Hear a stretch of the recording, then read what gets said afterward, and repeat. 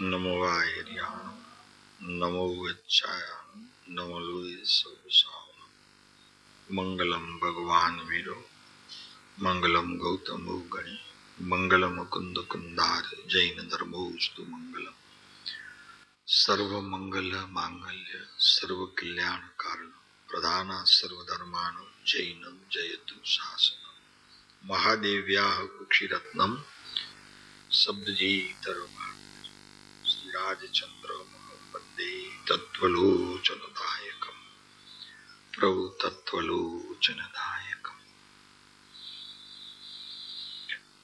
हरिओं सत सत ज्ञान ज्ञान जब के ने वज्रवाणी छुटे जेव सुमुमुक्षु सत्व जड़ के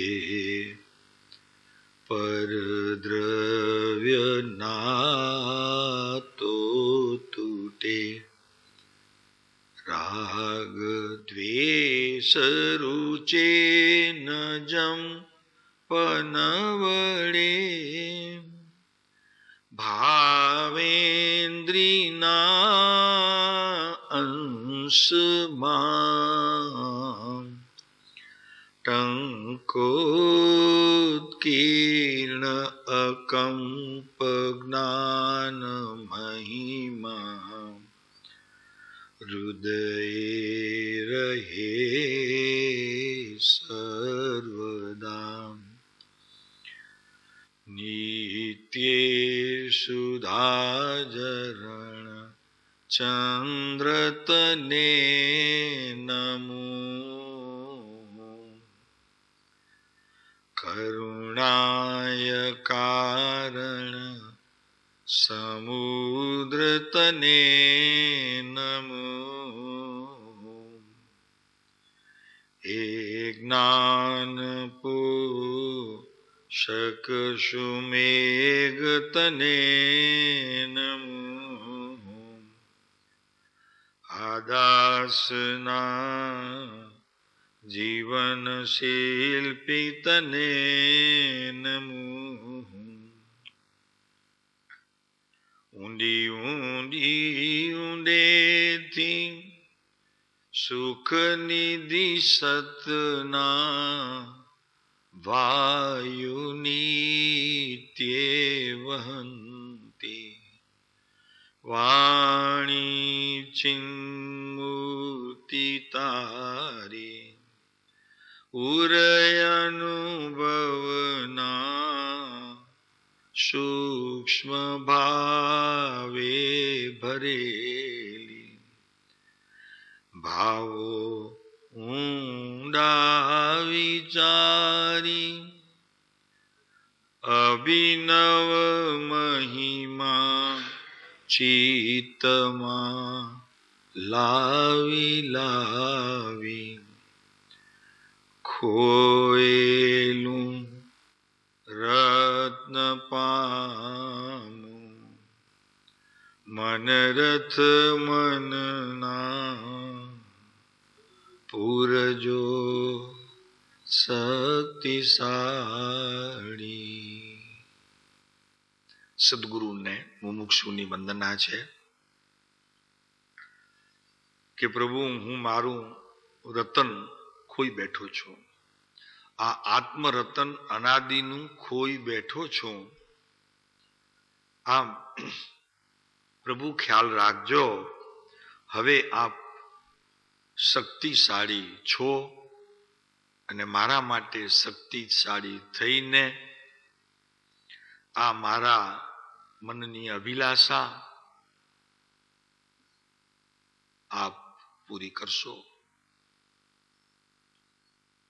મને મનમાં એમ છે પ્રભુ કે હવે હું કિનારે તો આવ્યો છું, ભવસાગરથી પાર કરવાવાળી નાવ ઊભી છે, પ્રભુ બસ આપ એમાં બેસો, તો હું આપના બેસવાની રાહ જોઈ રહ્યો છું. બસ આટલી જ વાર છે. હવે ભવ ભ્રમણથી થાક્યો છું.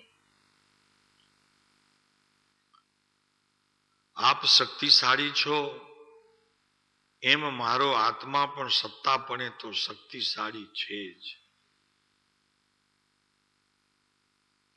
એ આપના વચનો દ્વારા મેં એટલું તો પ્રતીત કર્યું છે, અને મારી શ્રદ્ધાના દીપ આ વાતને લઈને સતત પ્રજ્વલતા રહે છે. એમાંથી જે કિરણો આવે છે એ પ્રભુ આપની વાણીમાં રહેલો જે આત્મ સંબંધીનો બોધ એ મારા અંતરને હચમચાવી નાખે છે. માટે હે પ્રભુ, હું હવે નિત્ય મુક્તિને ઝંખું છું.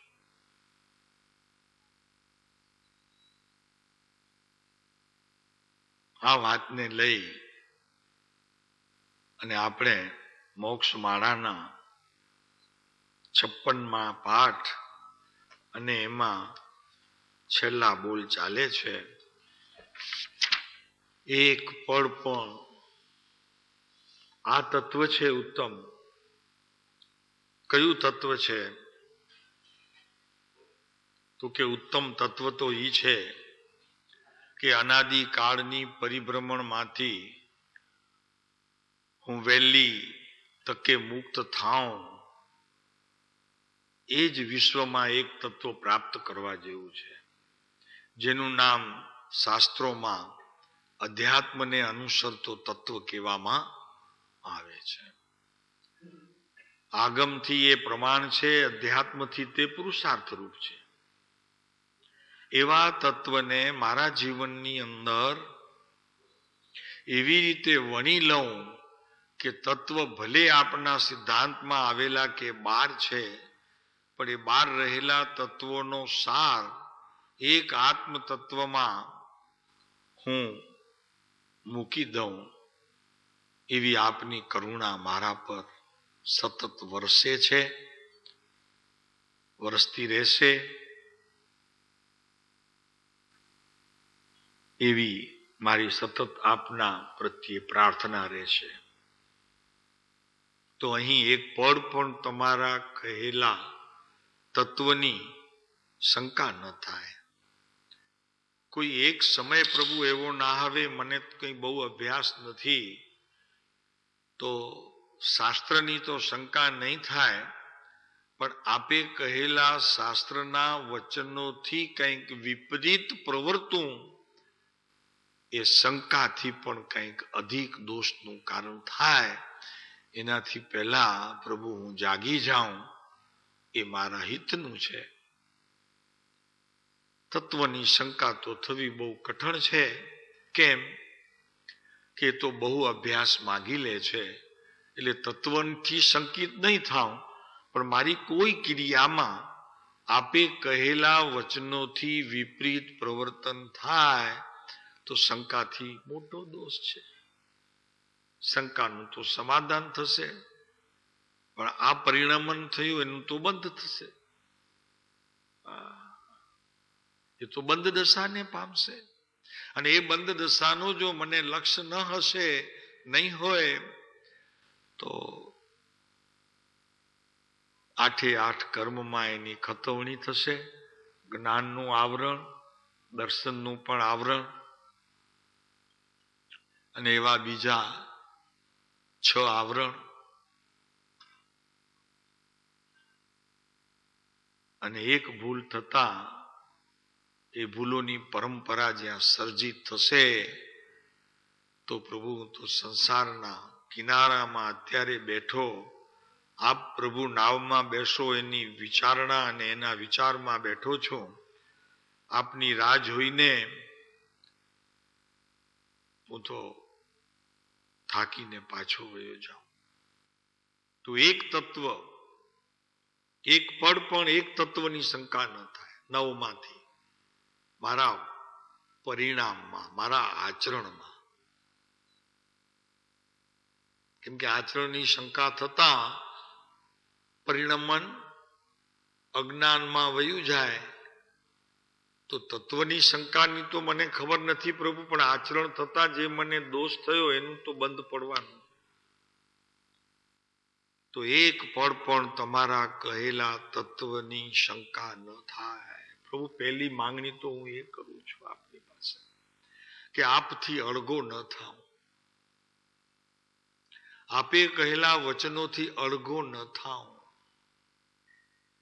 તમે અળગા નહીં રાખો એ વાત તો પછી આવશે, પણ હું પહેલા અળગો ન થાવ એ પહેલી વાત આવશે. આપનો પડખું ચૂક્યો તો પ્રભુ આ ભૂલ થવાની, તત્વમાં શંકા થવાની. જેમ નાનો 2 વર્ષનો બાળક બાપાની આંગળીએ હોય તો નિશ્ચિત હોય, છતાં પણ ગમે તેટલો નિશ્ચિત હોય પણ એના સૂક્ષ્મ મનની અંદર હું પડી જઈશ એવા પ્રકારની બીક તો સતત રહ્યા કરે. પ્રગટ કહી ન શકે પણ એને રહ્યા કરે. કેમ કે ભય નામની સંજ્ઞા તો આ જીવને જ્યાં સુધી મોક્ષ નહીં જાય ત્યાં સુધી રહ્યા કરશે. 11મે ગુણસ્થાનકે પડવાનો ભય કે 10મે થી 12મે પહોંચું તો એવી સ્થિતિ કરો. શપક શ્રેણી માંડો, ઉપશમ ન મળે.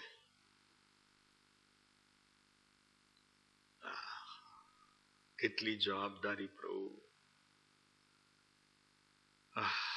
આપ મળ્યા ને મારું કામ થઈ જાય પ્રભુ. આવું મિથ્યાત્વ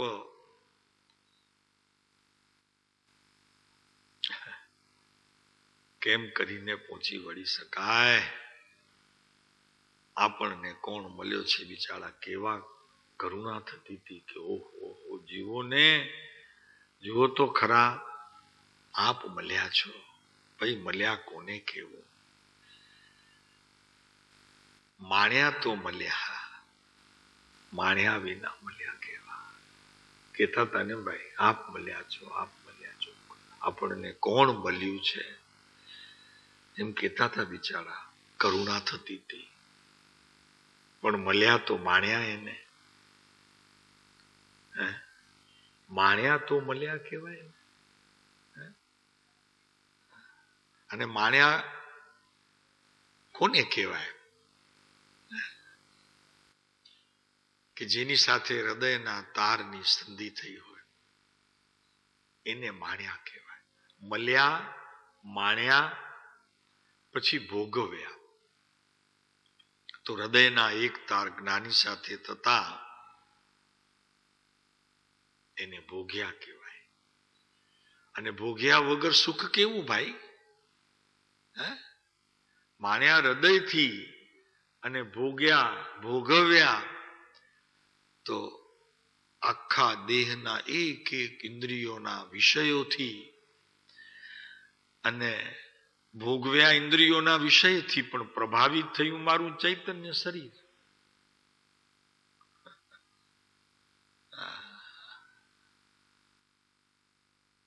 ઇન્દ્રિયો પ્રભાવિત ન થઈ, પણ ભોગવવા માટે બીજું મારી પાસે કોઈ સાધન ન હોવાથી મેં ઇન્દ્રિયો દ્વારા પ્રયત્ન કર્યો, પણ પ્રભાવિત થયા મારા આત્માના પ્રદેશો, એમાં સ્પંદનો. ત્યારે મેં ભોગવ્યા કહેવાય. પ્રભુ આપને ભોગવવું છે, મારે મળવું નથી. તમને ભોગવવું છે. ભોગવ્યા વગર સુખની પ્રાપ્તિ ન થાય.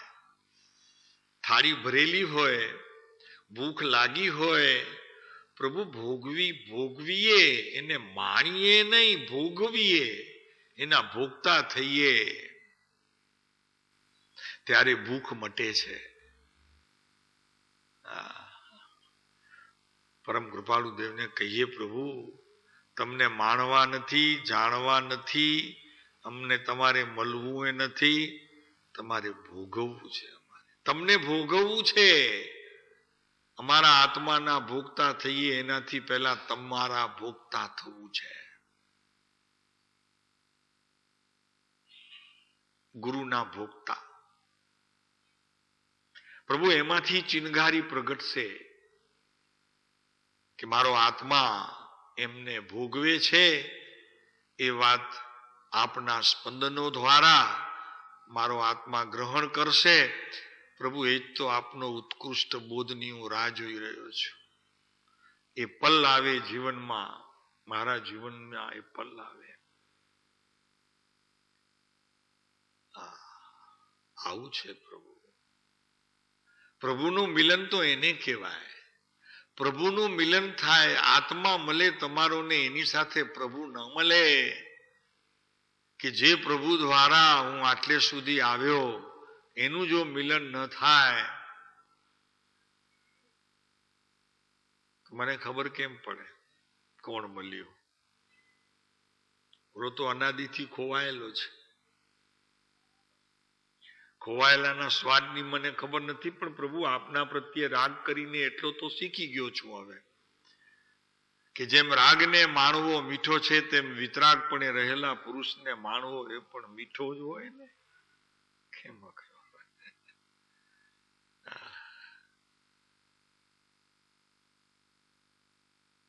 તત્વની શંકા ન થાય.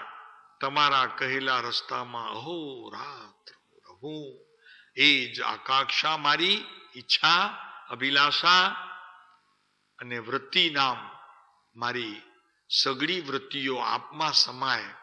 અને બીજો અર્થ છે વૃત્તિ નામ વર્તના. મારું આચરણ પણ પ્રભુ એવું થાય, એવું થાવ. હે સર્વજ્ઞ ભગવાન, તમને હું વિશેષ શું કહું? તમારાથી કાંઈ અજાણ્યું નથી. તમે જાણો છો.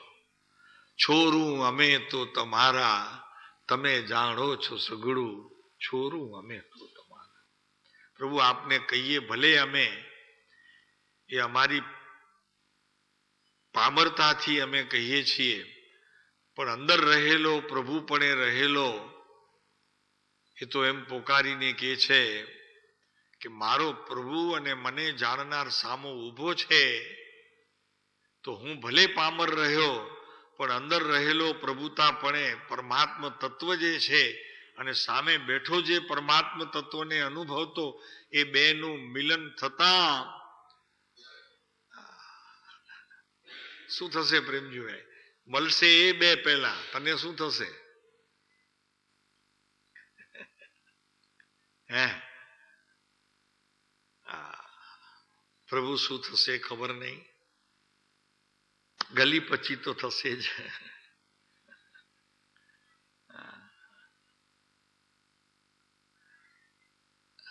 સર્વજ્ઞ હે ભગવાન, તમને વિશે શું કહું? તમારાથી કાંઈ અજાણ્યું નથી. માત્ર પશ્ચાતાપથી હું કર્મજન્ય પાપની ક્ષમા ઈચ્છું છું. વર્તમાન તો આપને અનુસરું છું એટલે કર્મમાં નથી. કર્મ મારા નથી, પર દ્રવ્ય મારું નથી, પર ભાવ મારો નથી, પર યોગ મારો નથી. મારું કાંઈ નથી પ્રભુ. વર્તમાનમાં તો આપ છો.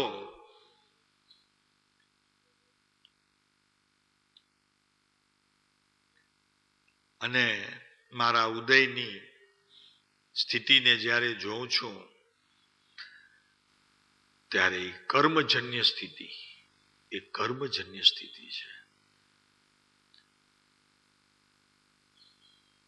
પાછો વળું છું પ્રભુ, જોઈને પાછો વળું છું. નજર પડે છે કર્મજન્ય સ્થિતિમાં, જોઈને પાછો વળું છું. એટલે શું? જોઈને પાછો વળું છું એટલે શું?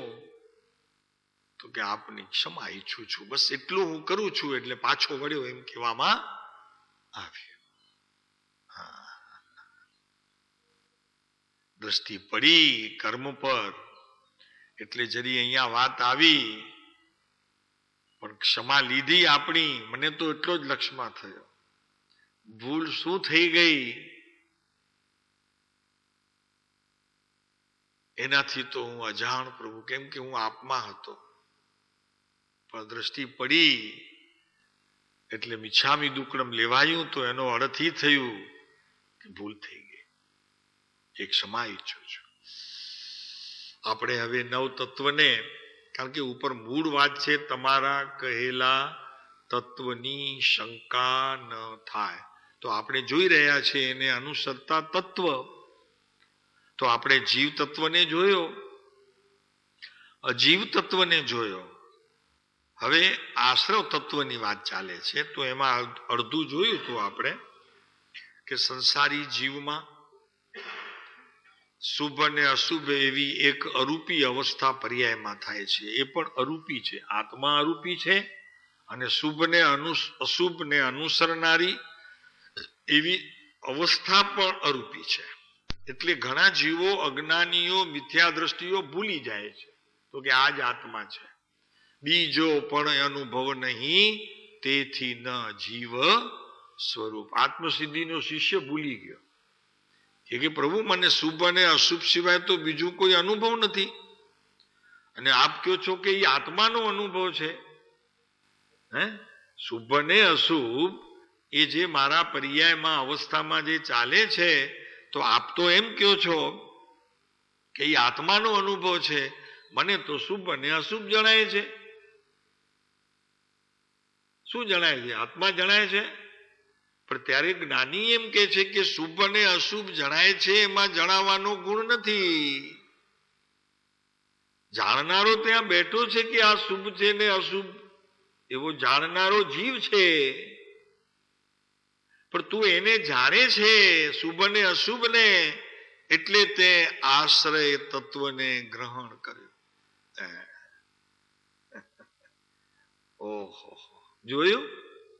હા, આટલી ભૂલ રહી ગઈ. શું કીધું, સમજાણું કે નહીં? થયું કે નહીં? આશ્રવ તત્વ કેમ આવ્યું? તો કે આશ્રવ તત્વ એમ આવ્યું કે હતા શુભ અને અશુભ પરિણમન, પણ હતા આત્માના. આ શુભ છે ને આ અશુભ છે એવું જ્ઞાન કરવા વાળો હતો આત્મા, જીવ, ચેતના. આમાં એ ગુણ નથી જણાવવાનો શુભ અને અશુભમાં. તને થઈ ભ્રમણા, તો કે આ શુભ ને અશુભ ચાલે છે, આત્મા છે જ નહીં.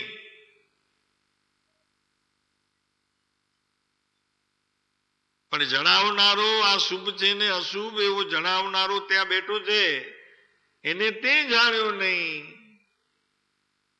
અને જ્ઞાનના પ્રકારમાં અભ્યાસ ન હોવાના કારણે એનો નિર્ણય થયો નહીં કે જાણનારો તો આત્મા છે, એનો નિર્ણય ન થયો.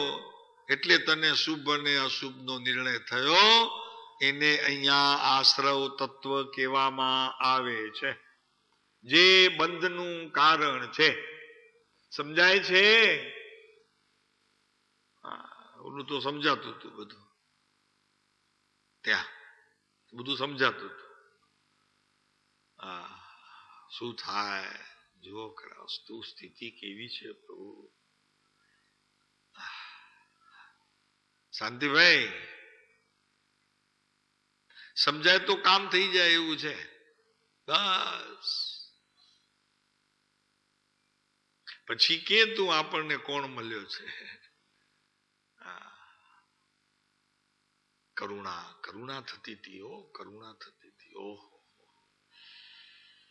પોતાના સમયનો પણ વેડફાટ, અને જીવો સાંભળવા આવે એની પાસેથી આત્મધન નામનું આ ઉત્કૃષ્ટ તત્વ લૂંટી લે કલાકમાં. મહાદુઃખનું કારણ થાય પ્રભુ. નિરંતર સતત 1 કલાકમાં રાગનું વેદન પ્રભુ, અને એ પણ તત્વ વિનાનું. શું થાય?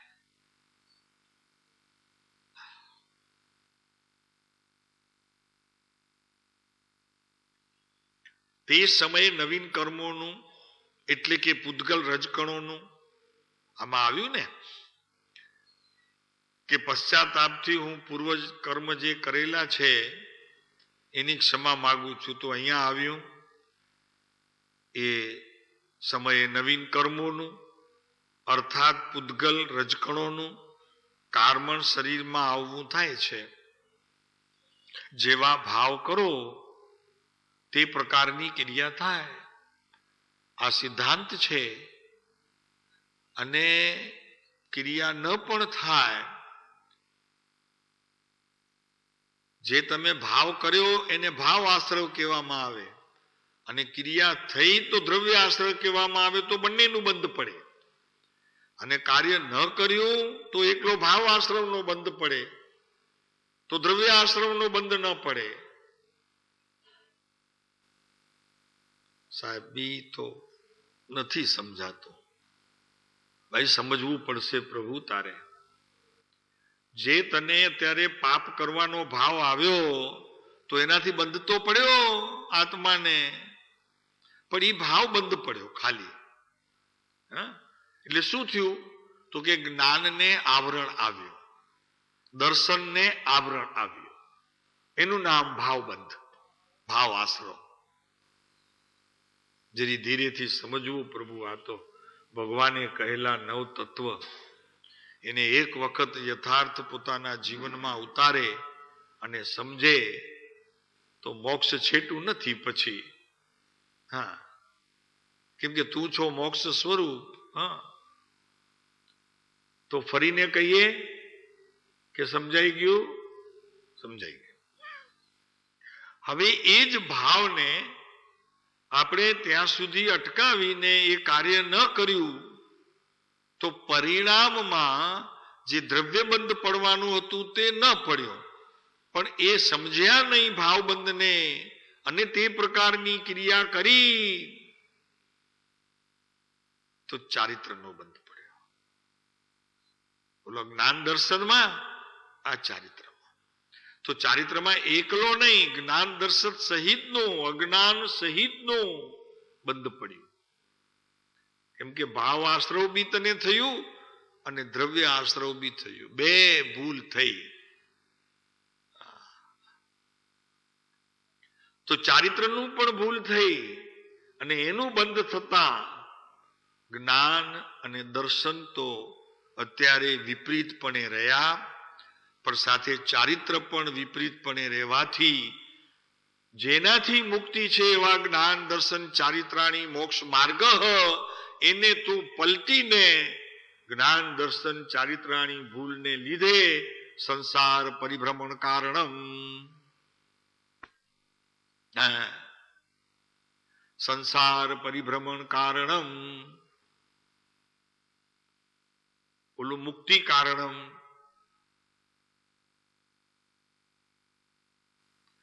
વસંતજીભાઈ, આ રોટલા નથી ખાવા હો. હા, આ આત્માને પચાવવો છે. હા, ભસમ ઈ ખાઈ શકે જેના પેટમાં તાકાત હોય. આ વાણી ઈ સમજી શકે જે મુક્તિનો અભિલાષી હોય.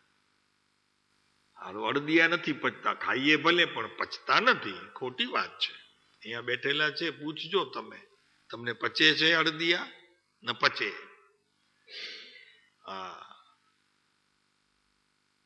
પડે ને નુકસાન કરીને જાય. એ વસાણા તમને કામ ના આવે કાંતિભાઈ. હા, એને પચાવવા માટે કસરત કરવી જોઈએ, દોડવું જોઈએ.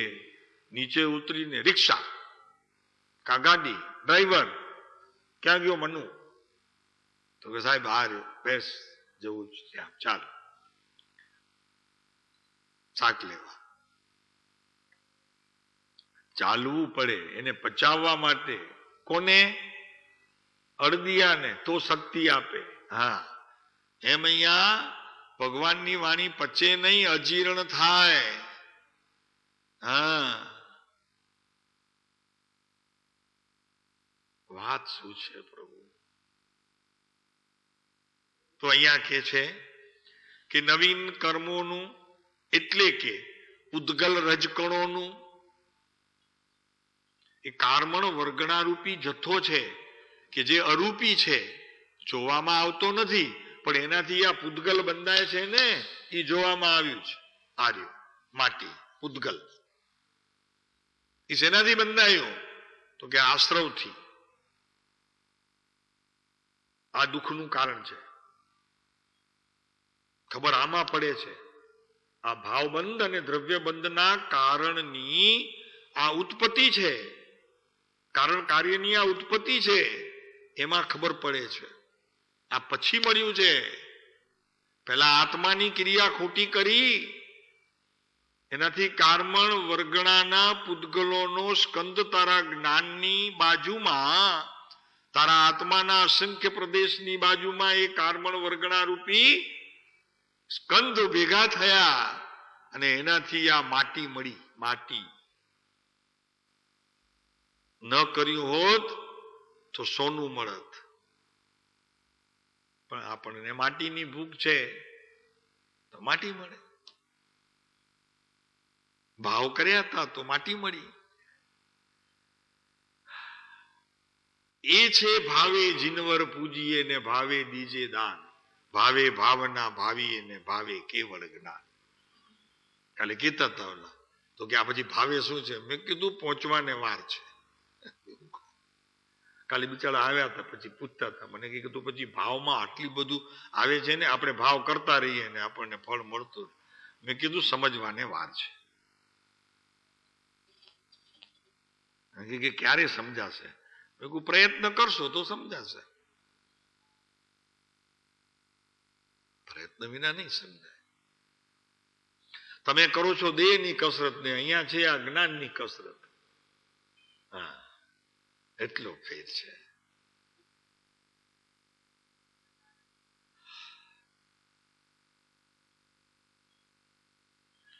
પૂતગલ પરમાણુઓ તેની રજકણો, આ નવીન કર્મોનું પૂતગલ રજકણોમાં કાર્મણ શરીરમાં આવવું થાય છે. કાર્મણ શરીર છે, આ કાર્મણ શરીરનું આ ફળ છે. આ તો ઉદારિક શરીર છે. એક તેજસ શરીર છે આપણા બોડીમાં, જે ખાધેલું અનાજ આપણને પચાવી અને આ પરમાણુને રૂષ્ટપુષ્ટ કરે છે. અને એક ચૈતન્ય શરીર છે, એનો આહાર લેતા, આ સમજતા આત્મા રૂષ્ટપુષ્ટ થાય છે. અત્યારે માંદો પડી ગયો છે. આ હોસ્પિટલ છે, ભગવાનના મંદિરો તે હોસ્પિટલ છે. એમાં સશક્ત આત્મા વિશેષ સશક્ત થાય અને અશક્ત આત્મા રોગી મટી નિરોગી થાય, જેનું નામ વિતરાગતા છે. શું છે? બેડ વિનાની હોસ્પિટલ. બેડ એટલે ખરાબ, માંદો માણસ ખરાબ એમ. બેડ એક બીએડી બેડ ને એક બીઈડી બેડ.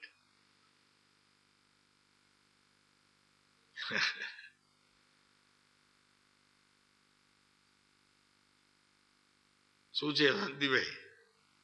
હા, કાલે જાત્રા કરી આવ્યા ભવાનિયાની. જાત્રા નથી થઈ. આ યાત્રા જો થઈ હોત ને એક વખત ભવમાં, તો અત્યારે અહીંયા હોઈએ છે ને. યાત્રા જ નથી થઈ. ભલે ને સમેત શિખર 8 વખત ગયા, 8 વખત ગંગોત્રી ને જમનોત્રી ગયા, પણ એ તો બધા આ આંખથી જોયો અને ઇન્દ્રિયોથી બધું જોયું ને પૂજાઓ કરીને અને મનથી બધું માન્યું, પણ જ્ઞાન ક્યાં? જુઓ શાંતિભાઈ, એ ક્યાં હતું? આ દ્રશ્ય બધું આંખોથી જોયું, આ ઇન્દ્રિયોના વિષયોથી યાત્રા કરી.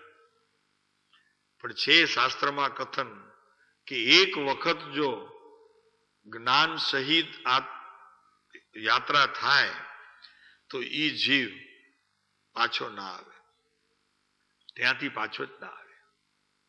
ગુમ થઈ જાય, ગુમ થઈ જાય, પાછો ના આવે. એટલે એમ નહીં કે ઓલી ટોળીમાં પડી જાય, ઓલા બેઠા છે ઓલા અલગ નિરંજન. અરે ભાઈ ક્યાં છે અલખ નિરંજન? હે, તું ભલે ને લાખ વખત બોર અલખ નિરંજન, પણ તારી પાસે છે રંજન? તો હુકામ લઈને બેઠો છે.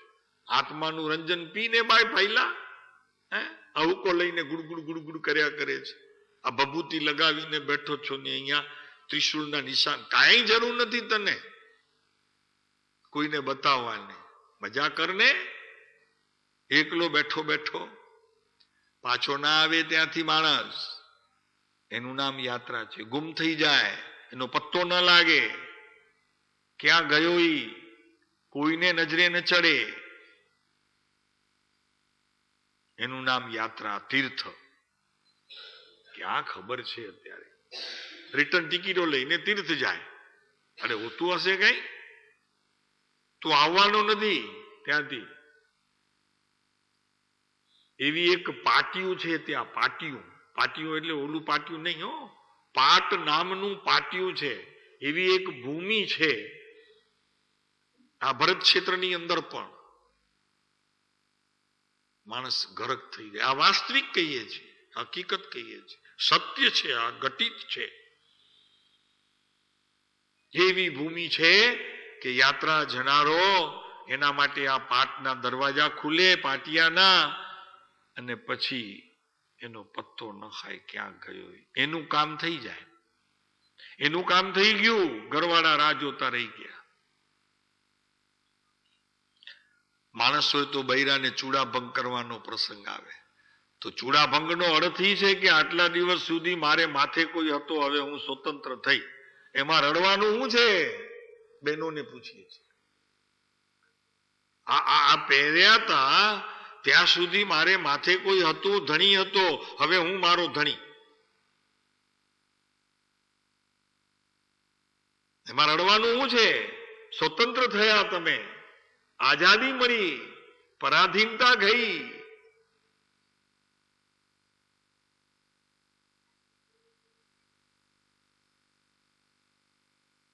શું છે વસંતજીભાઈ? શું જોયા કરો છો? કઈ છે આમાં નવું? કઈ નથી. હા, આપણે જઈએ એમને અત્યારે કહી દેવું આઝાદ છો, જાઓ. અમારા ગયા પછી તમે રડતા નહીં, એક આંસુનું ટીપું નહીં પાડતા. અમે એવું તો શું કર્યું છે કે અમારા પાછળ રડવાનું? હે, આ પ્રભુની પાછળ રડો તો એક અશ્રુ બિંદુ તમારા હૃદયને ભીંજવી જશે, અને એ ભીંજેલું હૃદય તે વૈરાગ્ય સુધી લઈ જશે, અને વૈરાગ્ય ભૂમિઓ થઈ આત્મા સુધી લઈ જશે, અને આત્મા તમને મોક્ષે લઈ જશે. અમારા માટે હું રડવું? અમે એવું તો શું કર્યું છે કે અમે રડીએ? એમ સામેથી કેવું, નહીં રડીએ. અમે અખંડ સૌભાગ્યવતી. હા, બોલો તો છો. કૃપાળુદેવની સામે બોલો ને પછી ધણી મરે એટલે વળી રૂવો ને ચૂડા ભંગ કરો. આ હું છે પણ? હે,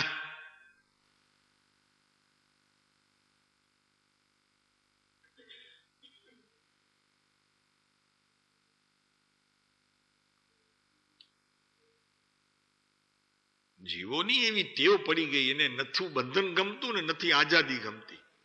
કોકના બંધનમાં રહેતો તો કે મારા ઉપર માથે છે, હવે છૂટા થવાનો પ્રસંગ આવ્યો તો માથે ઉઠીને રૂએ. એની ટેવ જ પડી ગઈ છે, તો એમાંથી કેમ છૂટે? બોલો. બહેનોને પૂછીએ છીએ. નાના હતા ત્યારથી કરી અને બસ ઉપર પડ્યા જ કરે, પાટું પડ્યા જ કરે. અવસર આવ્યો, સારું થયું, લ્યો. એમ અહીં યાત્રા કરવા વાળો ગુમ થઈ જાય, તીર્થેથી પાછો ના આવે, કોઈને મળે નહીં. એવી એક ભૂમિ છે, જે ભૂમિમાં ગયો પાછો ના આવ્યો. એ ગયો, એનું તીર્થ, પોતાનું તીર્થ એને બનાવી લીધું. એને તીર્થ યાત્રા કરી એમ કહેવામાં આવે. આ વાસ્તવિક છે હો. આ વાત છે.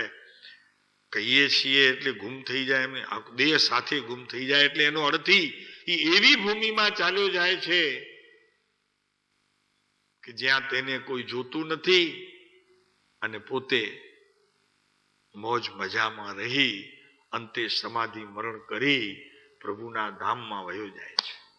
એવી એક ભૂમિ છે ભૂમિ. પણ એવા ભાવ લાવવા ક્યાંથી? ભૂમિ છે સાહેબ, આપ કહી દીધું તો અમને મળે તો હું કરી, પણ મળે જ નહીં ને. ભાવ હોય તો જ મળે છે. એ તો પછી નથી બોલતા ભાવે જીનવર પૂજીએ ને ભાવે દી. આ ભાવ તો કરવો જોઈએ ને એવો કે મારે એવી તીર્થયાત્રા કરવી છે તૈયારી?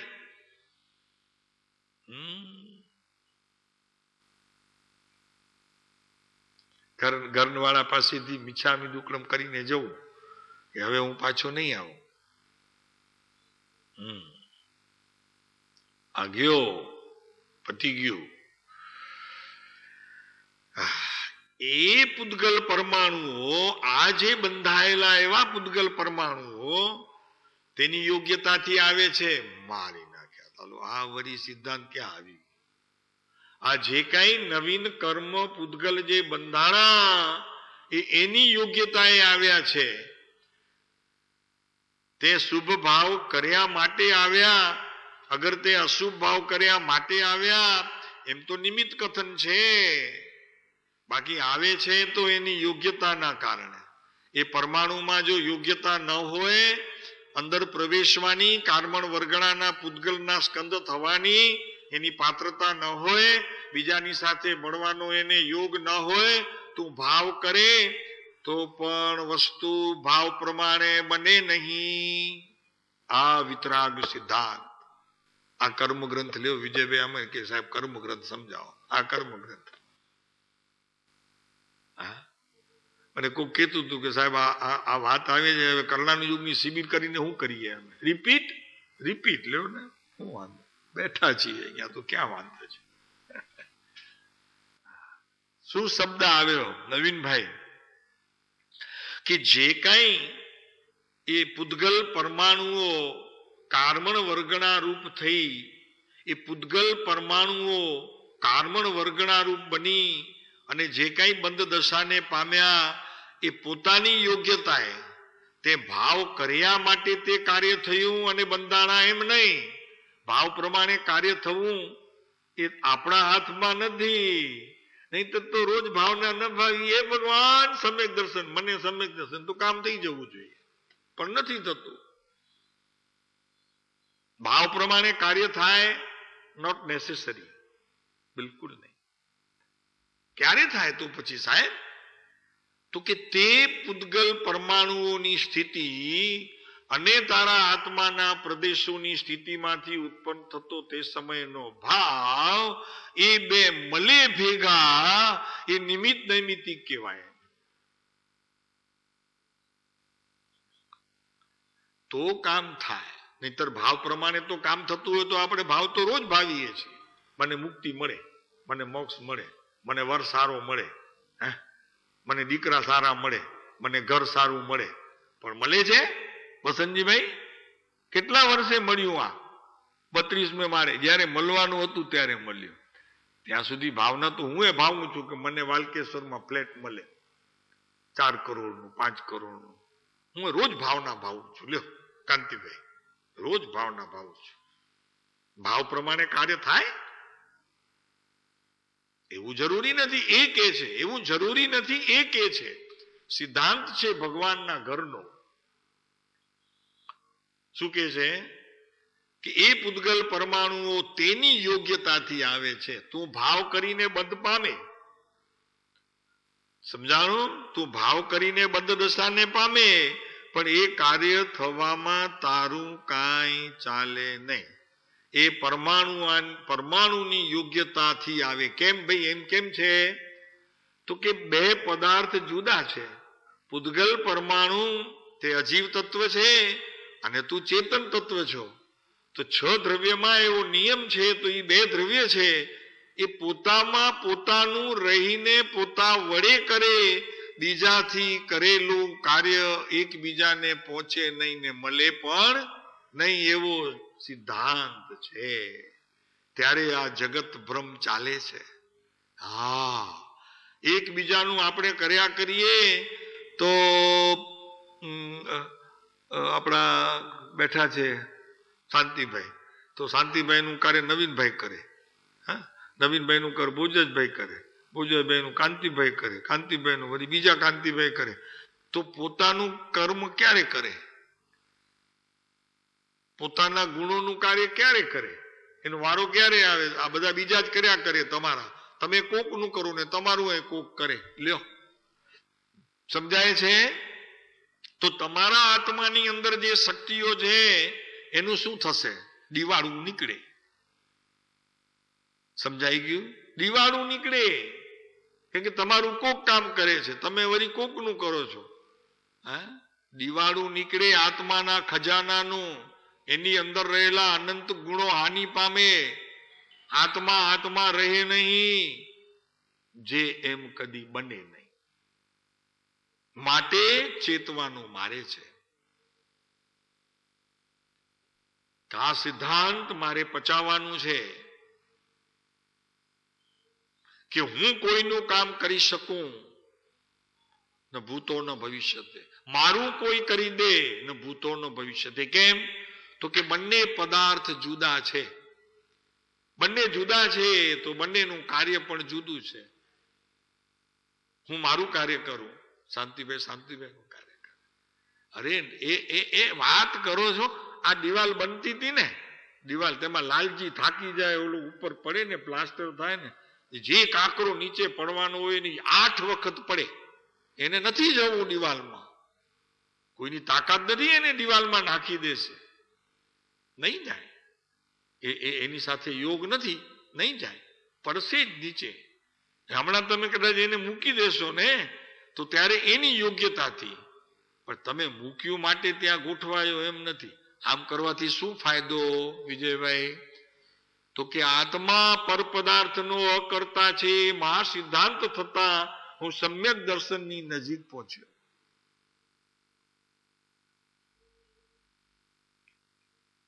અને મારો ઈગો નામ અહેમ પડીને ભૂકો થઈ ગયો. અને હું કોઈનું કરી દઉં એવા પ્રકારના ભાવથી જેટલું હું મદ મને આવતું હતું એ બધું મદ ગયું.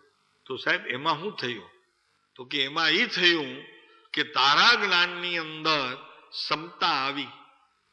ઓલામાં કા અહંકાર હોય ને, કા નાલેસી હોય ને, કા થોડુંક ઢીલાપણું હોય. તો કે સાહેબ એ તો બધું ગયું. તો હવે શું રહ્યું? તો કે ક્ષમતા આવી. તો કે સાહેબ ક્ષમતા તો સામાયિક નું ગુણ છે. હા, હવે તારામાં સામાયિક આવી.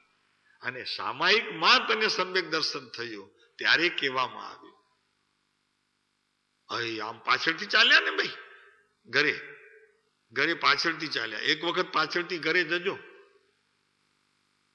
દરવાજામાંથી નહીં જતા, પાછળથી જજો ઘરે. આપણે પાછળથી ગયા. હમણાં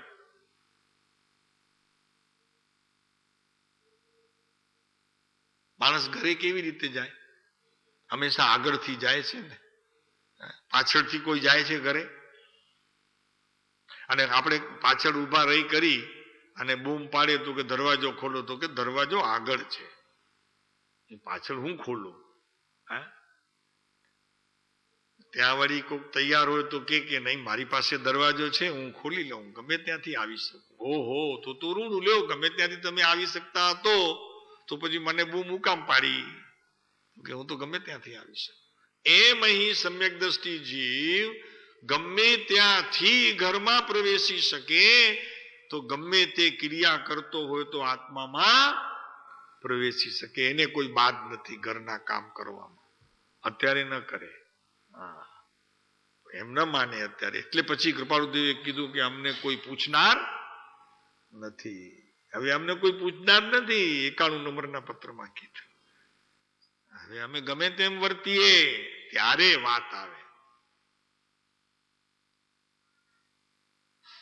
તો પૂતગલ પરમાણુઓ તેની યોગ્યતાથી આવે છે. ભાઈ તને ખબર નથી પ્રભુ, જૈનના સિદ્ધાંતો વિનાનો તું સમ્યક દર્શનની ભૂમિકામાં કેમ આવીશ પ્રભુ? તું તો ભાવ કરે ને, તને તો જોઈએ છે, કર. મને સમ્યક દર્શન જોઈએ છે, કર ભાવ.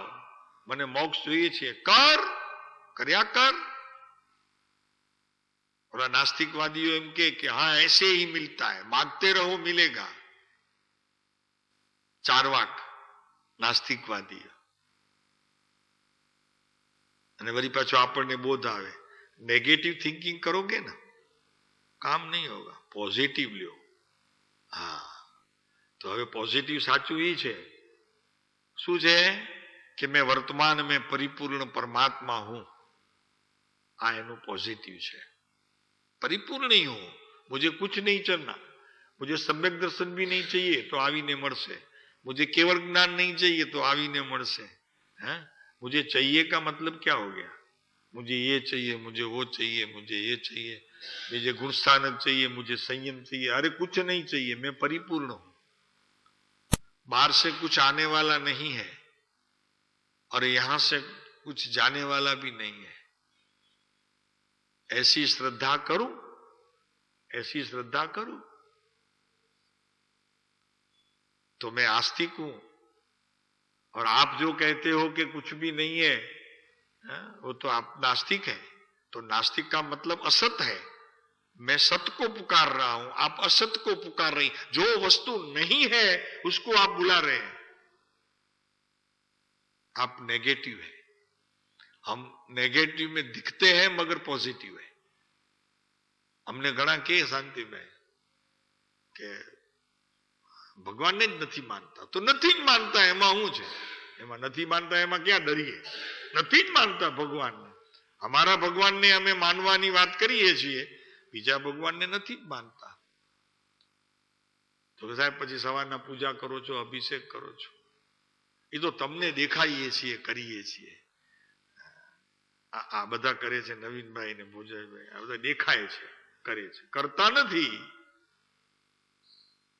હું પણ આ સાહેબ તમે હાકો છો, આ કરતા જ નથી। લ્યો તમે કરો છો, ના પાડે છે, લ્યો હે નવીનભાઈ તમે કરો છો? એકે હા પાડી, એકે ના પાડી, અને અનેકાંત કેવું?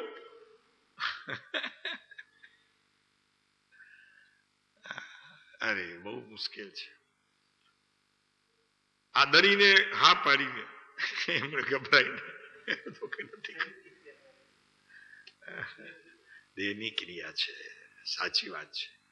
અને જેમણે કીધું કે કરું છું તો એમણે ભાવની ક્રિયા કરી, તો ન ભાવની ક્રિયાથી મુક્તિ ને દેહની ક્રિયાથી મુક્તિ। અરે કોઈ ક્રિયાથી મુક્તિ જ નથી, વાત જવા દો ને, સમજવાથી મુક્તિ છે। લ્યો આ ઈ તત્વ, સાત તત્વના કહેવાનો સાર ઈ છે। કેમ કે આત્મામાં એટલે પોતે આત્મા તત્વની અંદર સહજ નિર્મળપણે પરમપણે રહેલો છે। એનું મારે શ્રદ્ધાન કરવું છે ત્યાં સુધી કે બાહ્ય પ્રપંચથી તે પરાણમુખ જ છે, એટલે કે બાહ્ય પ્રપંચોને તે અડતો નથી, એવી મારી શ્રદ્ધા સંપૂર્ણપણે આ જ રીતે હોવી જોઈએ કે કોઈ બાહ્યના પ્રપંચ મને છૂતા નથી, એવું મારું પરમ તત્વ નિર્મળ સહજ એવું આત્મ તત્વ છે। અને પછી જુદી વાત જરી બે નંબરમાં પણ એક નંબર જેવી, તો કે સમ્યક દ્રષ્ટિઓનું આ સમતા નામનું ઘર જ આ છે, આ જ ઘર છે। શું ઘર છે? તો કે પર વસ્તુ મને કોઈ સ્પર્શતી નથી। આ સમ્યક દ્રષ્ટિ ધર્માત્માઓનું સમતા નામનું ઘર છે, અને એમનું એ કુળ છે, એમની એ જાતિ છે।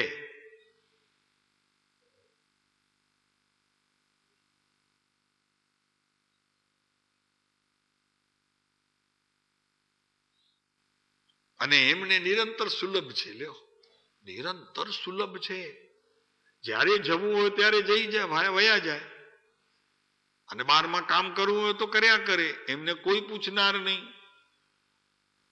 કૃપાળુદેવને કોઈ પૂછનાર નહોતું કે દુકાને બેઠા બેઠા તમે જ્ઞાની થયા કેમ? હું મરી ગયો અગાસ રહીને, કૂકમાં રહીને, જ્ઞાની થયો જ નહીં। વર્ષોના વર્ષો કાઢ્યા, ભેખ લઈ લીધો, ખાવાનું છોડી દીધું, એક ટાઈમ ખાતો તો, લંગોટ પહેરી લીધી, બધો પરિગ્રહનો ત્યાગ કરી લીધો, બધું છોડી દીધું। એ કાંઈ નહોતું છોડ્યું, તે આનું ગ્રહણ કર્યું તું તો છોડ્યું કહેવાય।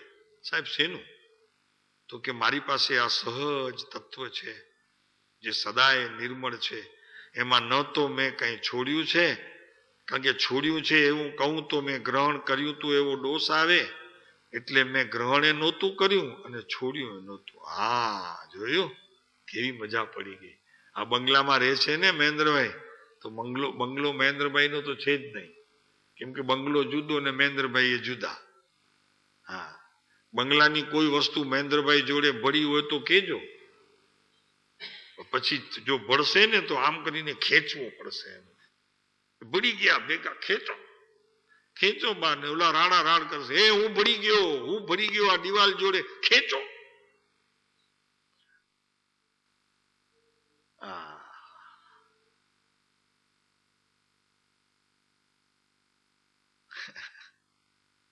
ભાઈ, પૂતગલની અવસ્થાએ તમે નથી ભળવાના, ન ભળશો, પણ ભાવની અપેક્ષાએ તમે ભળેલા એટલા છો કે તીર્થંકર પરમાત્મા પણ તમને આવે તો છોડાવી શકે નહીં, ચક્રવર્તી આવે તો પણ તમને છોડાવી શકે નહીં ને સૌ ધર્મ ઇન્દ્ર વિચાર કરે કે એને છોડાવું, એકાવતારી છે, એમની પાસે તમારા કરતા સંપત્તિ વધુ છે કે મેં બધું છોડી દીધું છે, એક બંગલો છોડતો નથી તારાથી, ચાલ હું તને છોડાવી દઉં, એ નહીં છોડાવી શકે.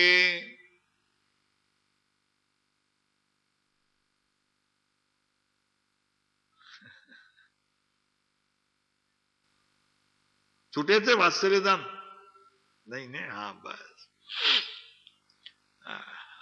જુએ છે એટલે પૂછ્યું, એમનું તો છે નહીં.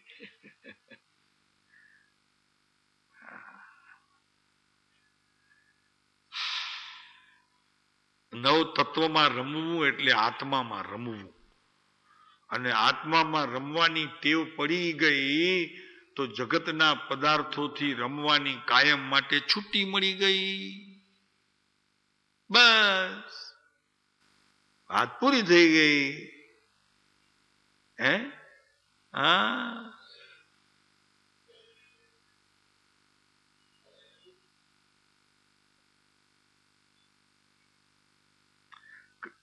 નિયમસારમાં એમ લીધું છે કે આવા તત્વોનો અભ્યાસ કર્યા પછી કોણ મૂર્ખો કે પરતત્વ મારું છે? હે? કોણ એવો મૂર્ખ કે આ તત્વ જાણ્યા પછી કે આ પરદ્રવ્ય મારું છે, આ ઘર મારું છે, આ કુટુંબ મારું છે, આ ઘરવાળા મારા છે, આ છોકરા મારા છે, આ કપડા લુગડા મારા છે, આ શરીર મારું છે? કોણ કે આવું જાણ્યા પછી?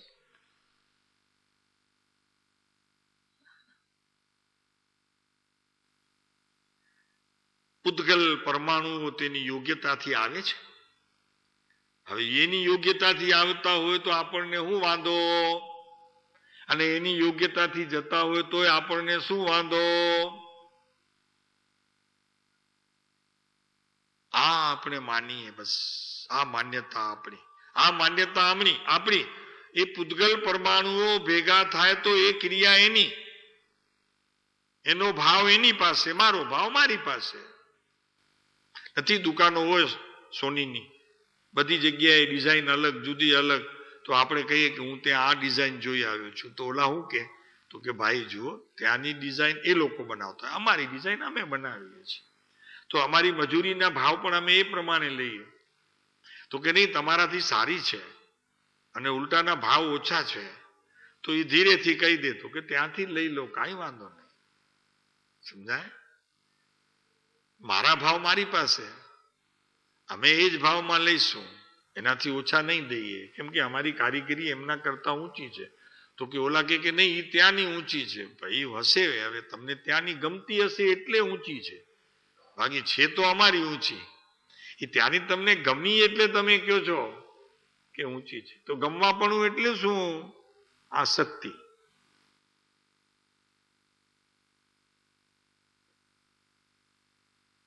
તો એની યોગ્યતાથી આવે છે. આ યોગ્યતાથી 11 વાગ્યા છે, તમે વગાડ્યા નથી ને અમે 1 કલાક પ્રવચન આપ્યું ને 11 વાગ્યા છે, એ વાતે ખોટી છે. એ અહીંયા જ કરે છે. આવું નક્કી કરો તો, આવું માનો તો એ જ પુરુષાર્થ, કે હું કાંઈ ન કરી શકું. એ તો માનો તો ખરા, એક દિવસ નક્કી કરો પછી જુઓ મજા. એક દિવસ ખાલી તમારે કાંઈ નહીં કરવાનું, જે થાય તે જોયા કરવાનું, ઘરમાં ભેગું રહેવાનું, છોકરાઓને બધા સાથે રવિવારનો દિવસ, અને એક અક્ષર બોલવાનું નહીં, અને નક્કી કરવાનું કે આ બધું જે થાય છે તે હું જોઉં છું. પછી મજા જુઓ. આમાંથી જો પાસ થઈ ગયા તો મને કહેજો, પછી આવજો આપણી પાસે. એ જ પુરુષાર્થ છે. આમાં હા પાડવી એ પુરુષાર્થ છે.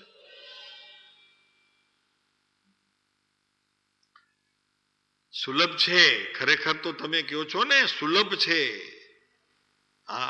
આપણને દુર્લભ લાગે છે કે અનાદિનો અભ્યાસ કરી લઈ બેઠા છીએ, બાકી વસ્તુ તો સુલભ છે. અને આ નિર્ણય કરવો બી સુલભ છે, કારણ કે એને જ અમે જૈનો સામાયિક કહીએ છીએ. સમતાનું ઘર ઈ જ છે. અને બીજી વાત એવી છે, એ પોતાની કળા સહિત વિકાસ પામે છે. સમજાણું? એ કળા સહિત વિકાસ પામે છે. આવું માનીએ ને તો કળા સહિત એની એક કળા છે. જે કાલે મોરને જોયો ને, તો એ જયારે કળા કરે ને, જોવાની મજા પડે. અને શું નાચે ત્યારે. વસંતજીભાઈ તમે નાચો, એવું નાચી શકો? મોર નાચે.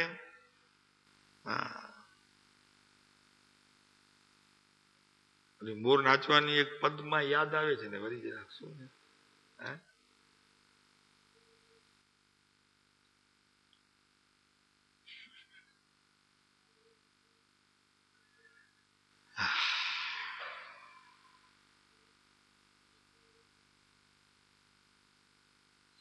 આવું છે પ્રભુ. આ તત્વની સમજણ હવે કે છે કે એ પૂતગલ કાર્મણ શરીર એક ક્ષેત્ર અવઘાન આત્મ પ્રદેશે સંયોગ સંબંધથી રહેલ છે. સંયોગ સંબંધે રહેલ છે, એક મેઘ થયા નથી. કોણ? પૂતગલ પરમાણુ અને તારા આત્માની ચેતન અવસ્થા, એ બંને એકમેક થયા નથી, સંયોગ સંબંધે ભેગા થયા છે. એ તો દેખાય છે કે નહીં? આ વાત સમજાવવી પડે એમ છે. મારો આત્મા અને મારા આત્માના પ્રદેશો આ દેહથી સંયોગપણે ભેગા થયા છે. એનો વિયોગ થતા મને આખું સ્મશાનમાં બાળી નાખશે. હું અરેરાટી નહીં કરું, પણ અત્યારે કોઈ જરાક આમ દિવાસળી ચાપશે તો ઓય માળી રે. હવે જે ઓય માળી કેનારો છે ને, એ કોણ છે? આત્મા એ નથી, પૂતગલે નથી, તો કોણ છે? શરીર પ્રત્યેનો રાગ બોલે. કેમ કે એમ બોલે નહીં આત્મા, ઓય માળી રે એમને આવડતું જ નથી બોલતા. અને દેહમાં અચેતન છે તો એ બોલે નહીં. તો શું થયું? તો કે બે ભેગા થઈને તમે જેને દેહ માન્યો છે એવા પ્રકારના રાગને લઈને તે રાગનું વચન છે કે ઓય માળી રે. સમજાય? હવે આપણે પછી વાત કરીશું. આ સમય થઈ ગયો. ઓમ શાંતિ.